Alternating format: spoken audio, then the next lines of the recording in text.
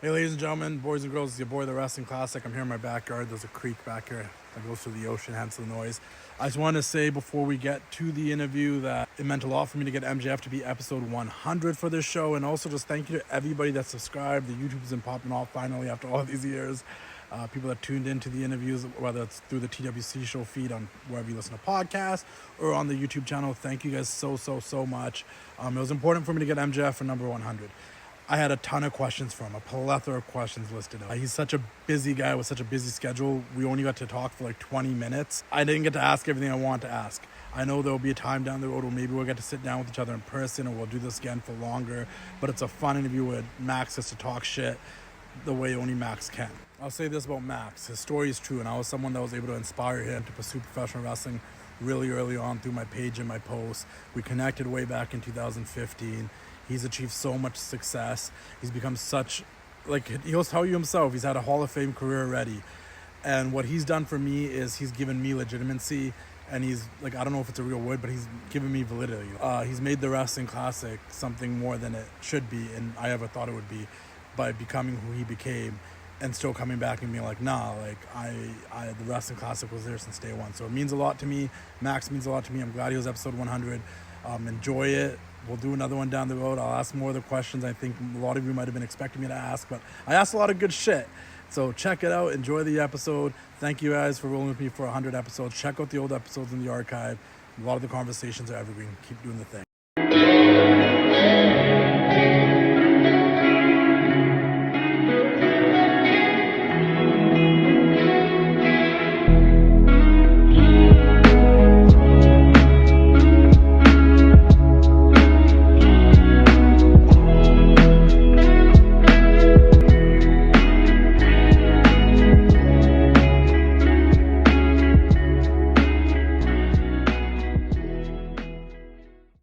And we are back for another casual conversation with the Classic, guys. 7 years since the last time I had this man on the show, 2017. First one journey since then. You were my first interview ever. Oh, yeah. As a professional wrestler. Yeah. Because I was just starting out too, and I went back, bro. And before doing this, and I went to go listen to those interviews. And we were both so young. Very young. I think you might have been like 18, 19. I was like 23. Yeah, I was 18. And they were I believe. so... Like, they weren't bad, but like listening to it back was hard. It was like, sure. Listen, you were new at the job.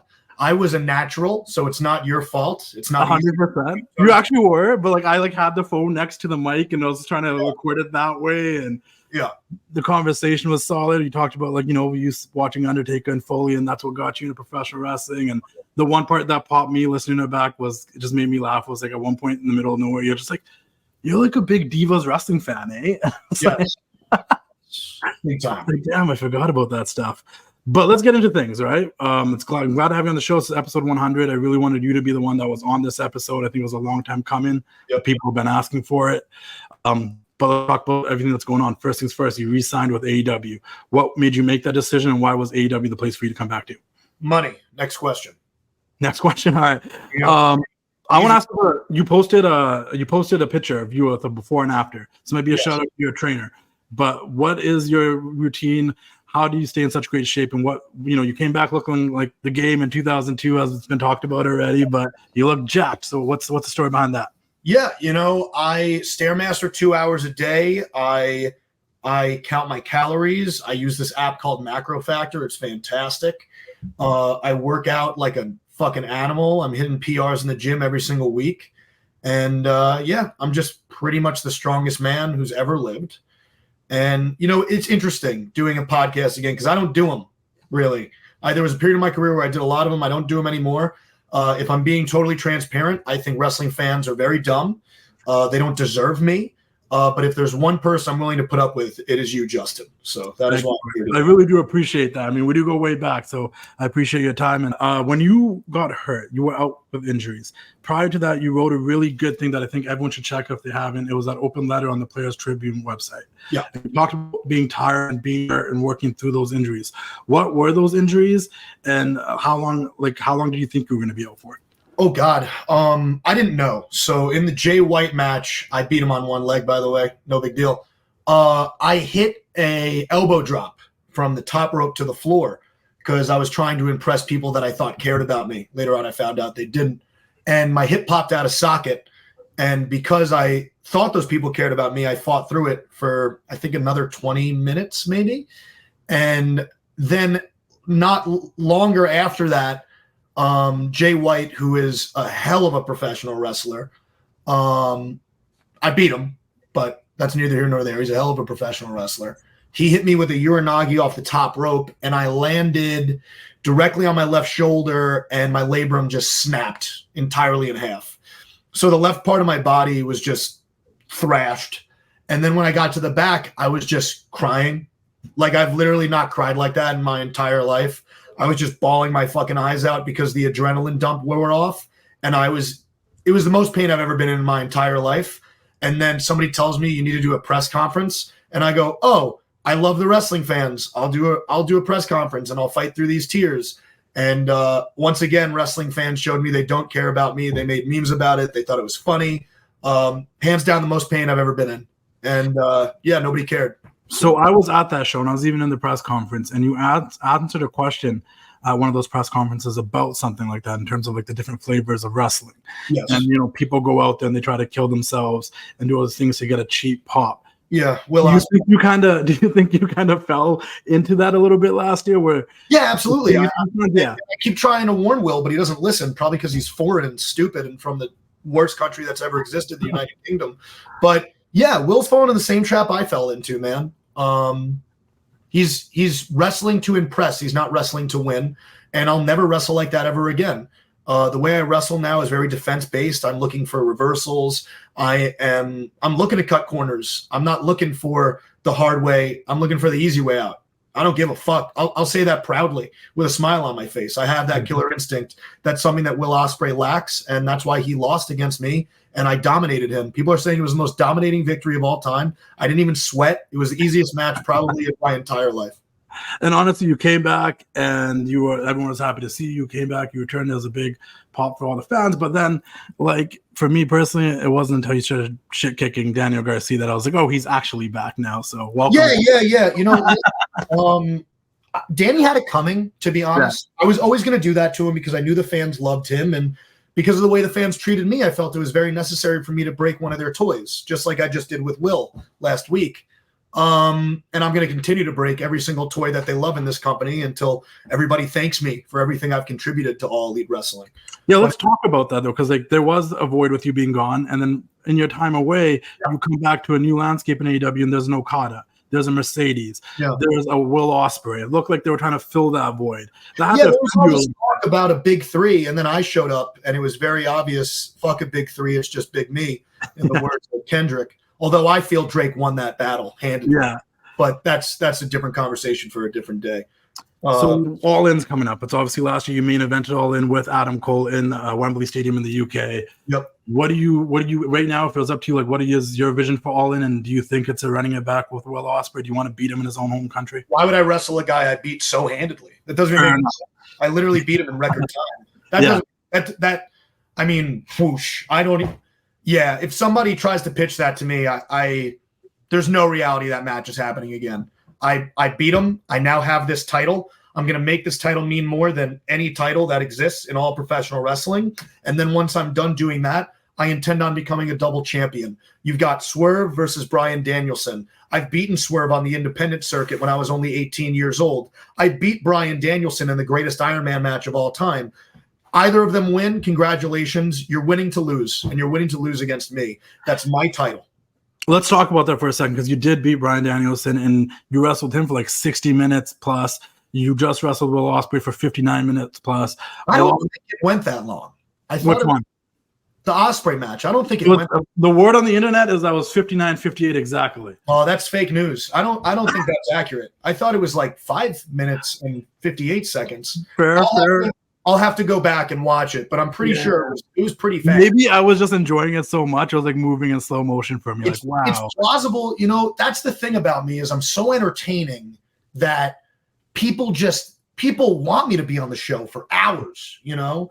But, you know, there's other people that got to be on the show. You know, you got TV time with Chris Jericho. You know, you got to get Mariah May on there. She's absolutely fantastic.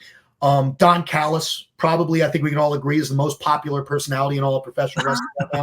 People can't get enough of this guy. They love him. There's just so many great talents right now. I mean, that's who really comes to mind, probably. Those are the main people. Yeah. No, 100%. But and how about them giving like media time to this little girl that attacked you in the crowd during I would love to talk. She's a terrorist. Let's talk about it. Let's talk about it. Why is she getting media present? Yeah. No, we need to talk about this immediately. Yeah. Justin. So here's the deal. I'm wrestling a match. I think we're like 3 minutes in at this point. I'm just about to beat Will, like in a matter of seconds. And this guy, because he's scared of me, right? He hops over the guardrail. He tries to leave the arena. Wild stuff, right? I couldn't believe it. So now, to protect the integrity of our sport, I'm chasing after this guy. You know, what a wuss, but I care about our company, right? So now let me catch up to this guy so we can continue on with this matchup. And when I got a hold of him, I'm beating him up. I mean, with ease in this crowd. But it was a pretty hostile environment. And then out of nowhere, a girl pulls a gun out. And now I don't know if you can see the gun when you watch the match back, but she had me at gunpoint and then proceeded to strike me in the chest. Repeatedly. Yeah. Repeatedly, right? Now, I didn't feel any of the strikes because I'm jacked. I mean, I have a chest the size of, a Dodge Ram truck. So she stops, she puts the gun away. It's at that point, it wasn't any, even though I knew she had the gun on her, I wasn't fearing for my life at this point because, you got to stand up for bullies no matter what the situation is. So I flip her off, rightfully so, in my opinion, as I think anybody else would. Accurate defense. And then Ospreay sneak attacks me from behind when all I'm trying to do is react to this vicious terrorist and proceeded to sneak attack me while we were inside the crowd. Luckily, I stopped him. I threw him in the ring. I gave him a great right hand punch, and that was all she wrote.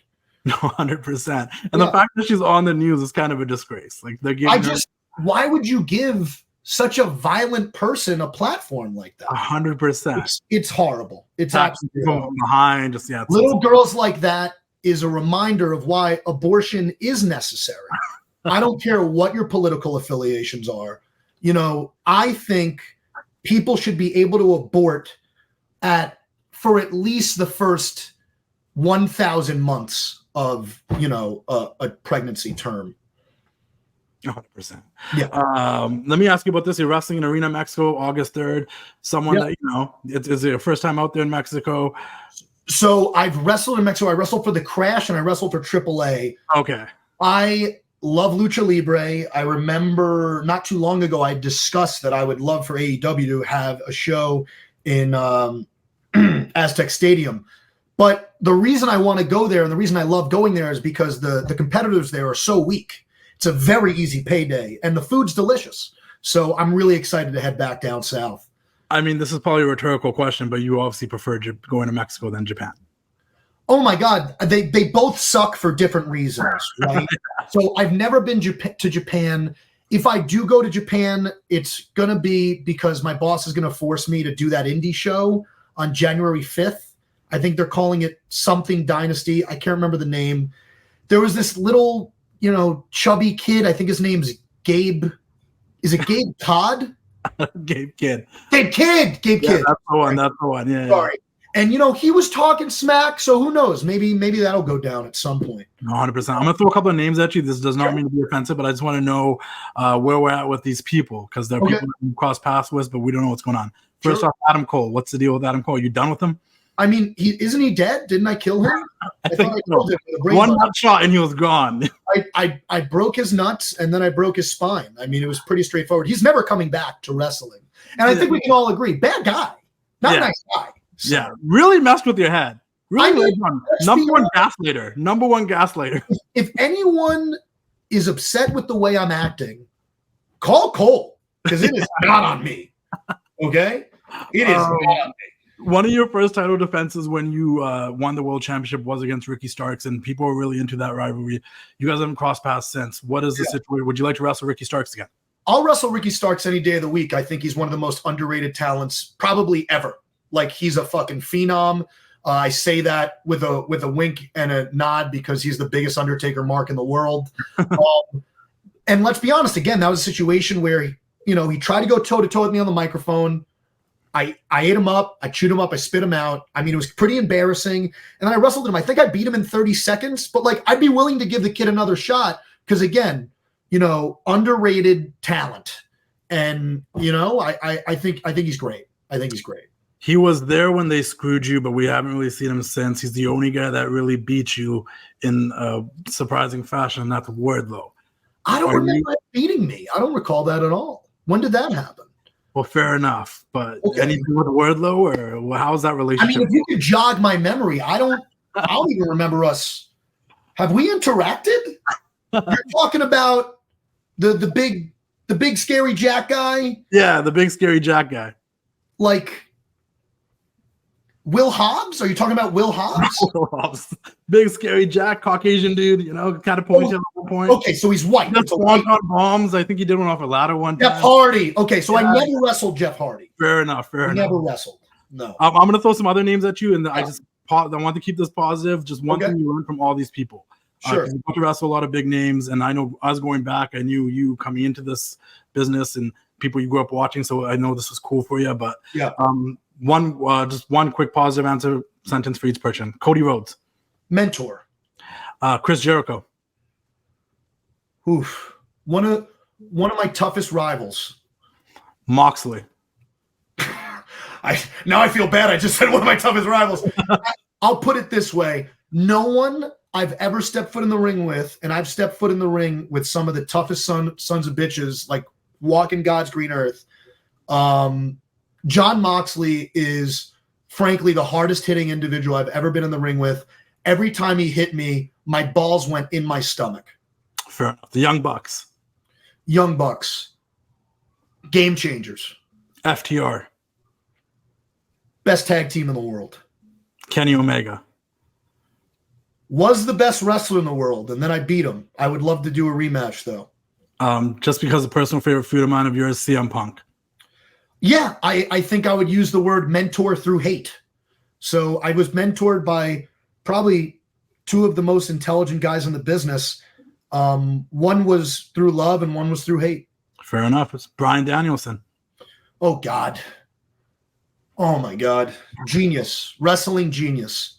Was he smart enough to beat me? No, but a wrestling genius. Last but not least, Samoa Joe. Fuck. Piece of shit. Stole my title. So I got two last questions for you to wrap this up because I know you don't have a ton of time, but these are a little bit more fun. Yeah. I saw something you got that I saw was super cool. I'm a big Beatles fan growing up. I saw you got this cool Sgt. Pepper thing with all the people that kind of you looked up to an inspiration to yourself.